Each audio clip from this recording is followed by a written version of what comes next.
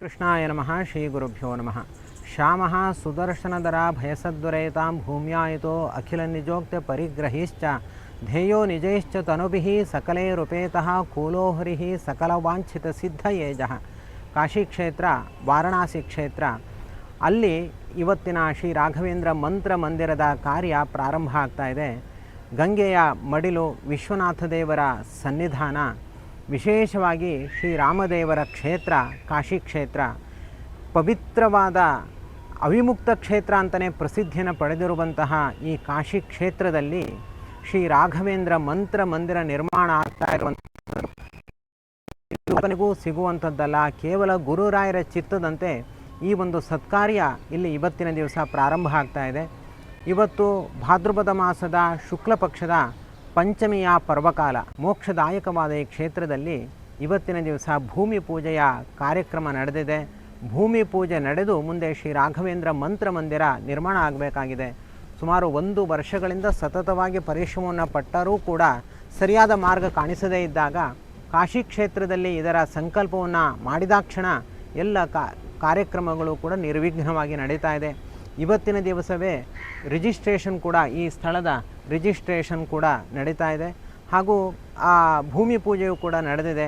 ಇನ್ನು ಕೆಲವೇ ತಿಂಗಳುಗಳಲ್ಲಿ ಕನ್ಸ್ಟ್ರಕ್ಷನ್ ಕಾರ್ಯ ಕೂಡ ನಡೆದು ಇಲ್ಲಿ ಶ್ರೀ ರಾಘವೇಂದ್ರ ಮಂತ್ರ ಮಂದಿರ ನಿರ್ಮಾಣ ಆಗಬೇಕಾಗಿದೆ. ಸಾವಿರಾರು ಭಕ್ತರು ಲಕ್ಷ ಶ್ರೀರಾಘವೇಂದ್ರ ಅಂತ ಬರಿತಾ ಇದ್ದಾರೆ.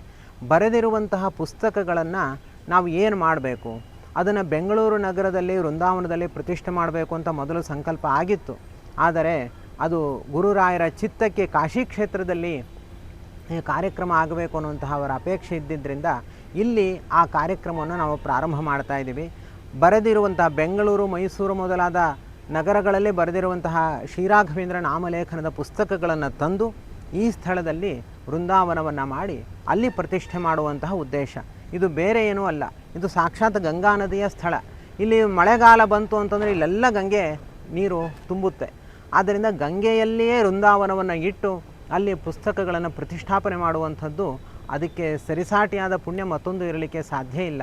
ಇದು ಸಾಮ್ನೆ ಘಾಟು, ಘಡವಾ ಘಾಟ್ ರೋಡು, ಸಾಮ್ನೆ ಘಾಟು ಅಂತ ಇದನ್ನು ಕರೀತಾರೆ.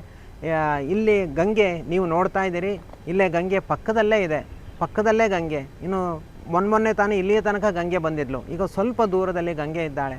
ಅಂತಹ ಗಂಗೆಯ ಮಡಿಲಲ್ಲಿ ಶ್ರೀ ರಾಘವೇಂದ್ರ ಮಂತ್ರ ಮಂದಿರ ನಿರ್ಮಾಣ ಆಗ್ತಾ ಇದೆ.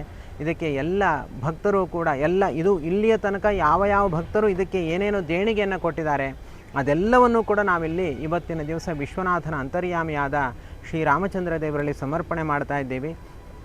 ಹಾಗೂ ಮುಂದೆ ಇನ್ನೂ ಏನು ಇದಕ್ಕೆ ಖರ್ಚು ವೆಚ್ಚಗಳು ಬರುತ್ತೆ, ಕನ್ಸ್ಟ್ರಕ್ಷನ್ ಕಾರ್ಯಗಳೆಲ್ಲವೂ ಕೂಡ ಏನು ನಡೆಯಬೇಕು, ಅದಕ್ಕೆಲ್ಲದಕ್ಕೂ ಕೂಡ ಭಕ್ತರ ಸಹಕಾರವೇ ಅತ್ಯಗತ್ಯವಾಗಿದೆ.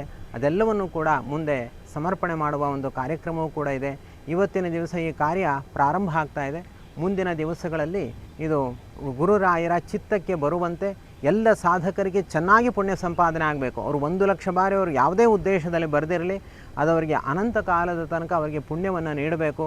ಅವರ ಹೆಸರು, ಅವರ ಕೀರ್ತಿ ಅಜರಾಮರವಾಗಬೇಕು, ಐತಿಹಾಸಿಕವಾಗಿ ಅದು ದಾಖಲಾಗಬೇಕು.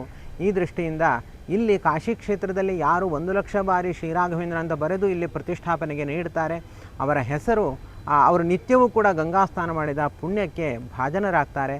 ಹಾಗೂ ಆ ದೇವಾಲಯದ ನಿರ್ಮಾಣದ ಪುಣ್ಯವೂ ಕೂಡ ಎಲ್ಲ ದಾನಿಗಳಿಗೂ ಕೂಡ ಪ್ರಾಪ್ತವಾಗುತ್ತೆ. ಆದ್ದರಿಂದ ಎಲ್ಲ ದಾನಿಗಳಿಗೂ ವಿಶೇಷವಾಗಿ ಈ ಸಂದರ್ಭದಲ್ಲಿ ಹಾರ್ದಿಕವಾದ ಅಭಿನಂದನೆಗಳನ್ನು ಇಲ್ಲಿ ತಿಳಿಸ್ತಾ, ಅವರೆಲ್ಲರೂ ನೀಡಿರುವಂತಹ ಹಣವನ್ನು, ಆ ಸಂಪತ್ತನ್ನು ಈ ಕ್ಷೇತ್ರದಲ್ಲಿ ಈ ಭೂಮಿಗೋಸ್ಕರ ನಾವು ವಿನಿಯೋಗ ಮಾಡ್ತಾ ಇದ್ದೀವಿ.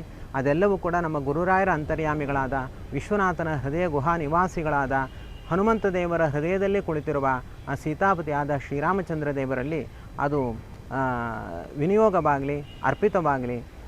ಈ ಎಲ್ಲ ಕಾರ್ಯಕ್ಕೆ ನಿರ್ವಿಘ್ನವಾಗಿ ಅನುಗ್ರಹ ಮಾಡೋದಕ್ಕೋಸ್ಕರ ಗಣಪತಿ ದೇವರ ಅನುಗ್ರಹವೂ ಕೂಡ ನಮ್ಮೆಲ್ಲರಿಗೂ ಕೂಡ ಉಂಟಾಗಲಿ ಎಂಬುದಾಗಿ ಹೇಳ್ತಾ ಶ್ರೀಕೃಷ್ಣಾರ್ಪಣಮಸ್ತು.